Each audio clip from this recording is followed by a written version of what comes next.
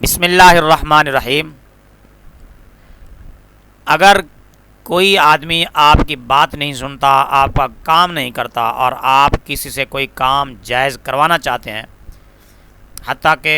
کسی وزیر سے، مشیر سے، ایم این اے، ایم پی اے، کسی افسر سے کوئی کام کروانا چاہتے ہیں اور وہ آپ کی بات نہیں سن رہا اور وہ ٹال مٹول سے کام لیتا ہے، یا وہ آپ پر مہربانی نہیں کرتا، کوئی شفقت نہیں کرتا، تو آپ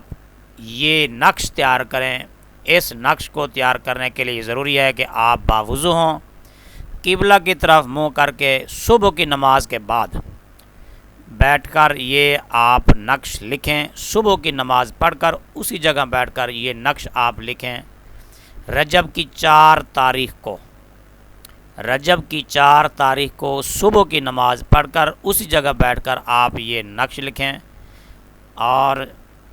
اپنے بازو پر اس طرح باندھیں کہ بندھا ہوا بازو پر ہو، لیکن تعویذ یہ گلے میں لٹک رہا ہو، آپ کے کپڑوں کے اندر نظر نہیں آنا چاہیے۔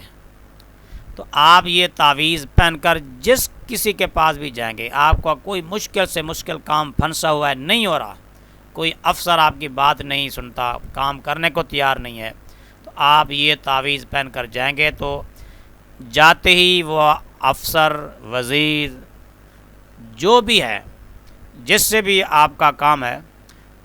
وہ آپ کو دیکھتے ہی اٹھ کر آپ کا استقبال کرے گا اور ایسے محسوس ہوگا جیسے وہ آپ کی انتظار ہی میں بیٹھا تھا۔ اور اگر کسی نامہربان کے پاس جائیں گے تو وہ بھی بہت مہربانی کرے گا۔ تو لہٰذا آپ کسی جائز مقصد، جائز کام کے لیے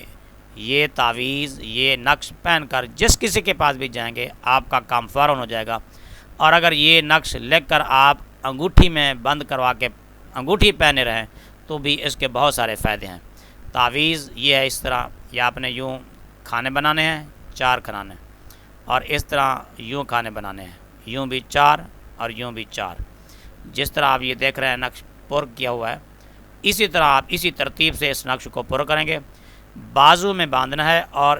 گلے میں بھی اس کو ڈالنا ہے، یعنی اتنا دھاگا، ڈوری اتنی ہو کہ ادھر بازو پہ بندھی ہو اور وہ تعویذ گلے میں لٹک رہا ہو۔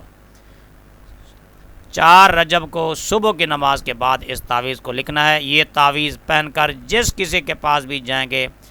آپ نامراد، ناکام اور خالی ہاتھ واپس نہیں لوٹیں گے، حتیٰ کہ آپ کو صدر اور وزیر اعظم کے ساتھ بھی کوئی کام ہے تو یہ تعویذ پہن کر جائیں، انشاءاللہ آپ کا کام فوراً ہو جائے گا۔